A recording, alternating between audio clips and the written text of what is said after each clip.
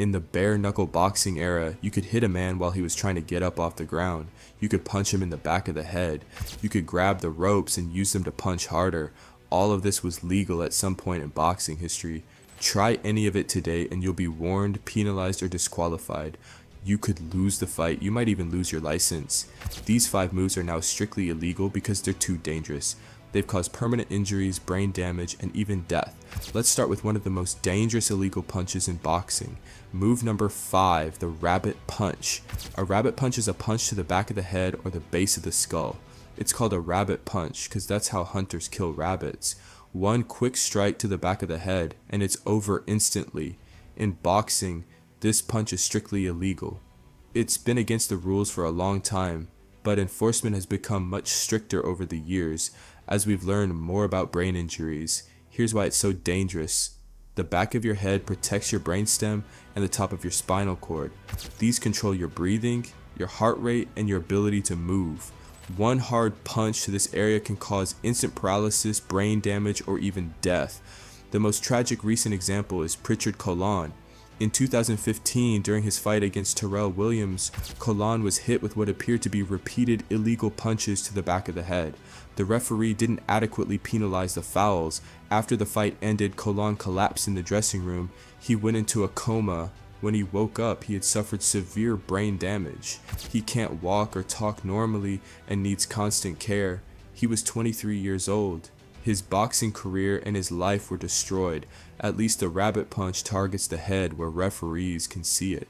The next illegal move targets an area that's harder to protect and harder for officials to monitor.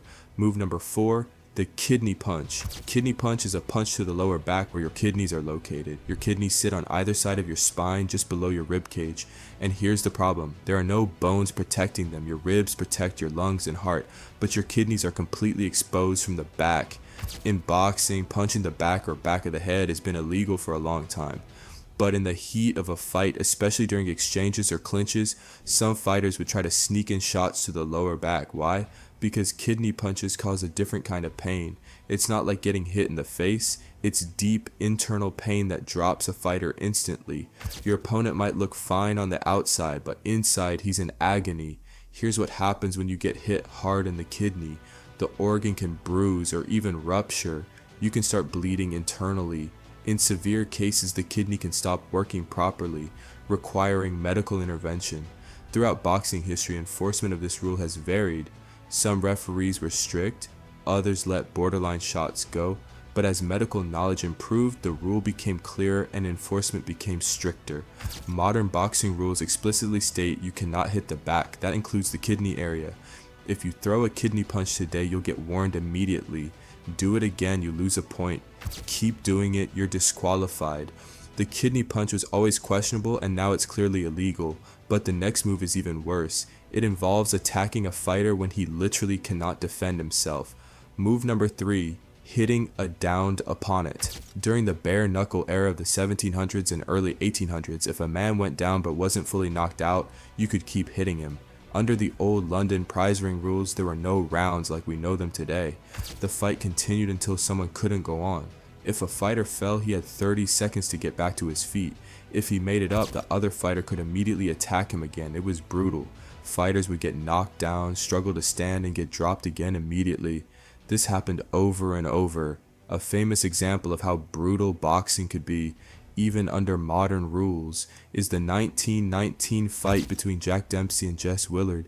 Dempsey knocked Willard down 7 times in the first round alone. The beating was so severe that Willard suffered a broken jaw, broken ribs, and a shattered cheekbone.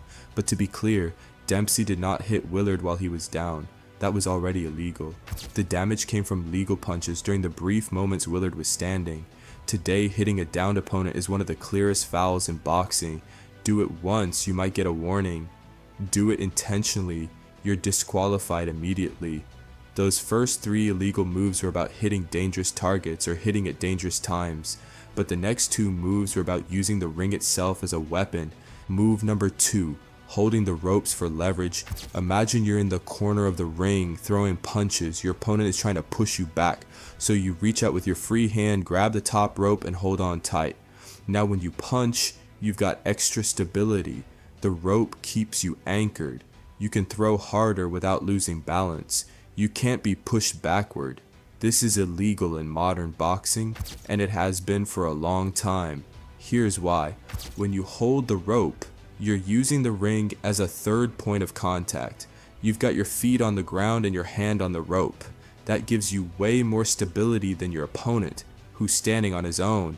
In earlier eras of boxing, enforcement of this rule was inconsistent. Some fighters would sneak in rope grabs, especially in the corners. Some referees were strict, others let it slide. You still see fighters instinctively reach for the ropes when they're tired or hurt. It's a natural reaction. You want something to hold on to, but referees stop it immediately. Because if you let fighters use the ropes for leverage, it's not a fair fight anymore. Holding the ropes gives you an unfair advantage. But the number one illegal move is completely banned because it's unpredictable, dangerous, and has no place in boxing. Move number 1, the spinning back fist. A spinning back fist is when a fighter spins his entire body and hits his opponent with the back of his hand or forearm. In boxing, this is completely illegal.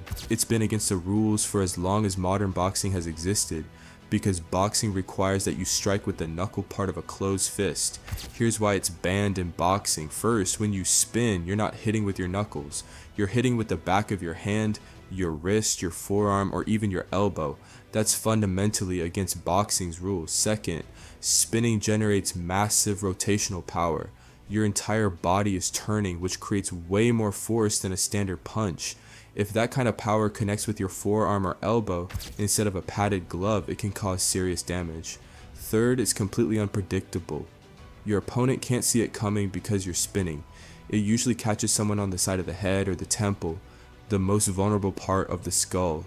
The impact can cause severe head trauma, whiplash, or instant unconsciousness.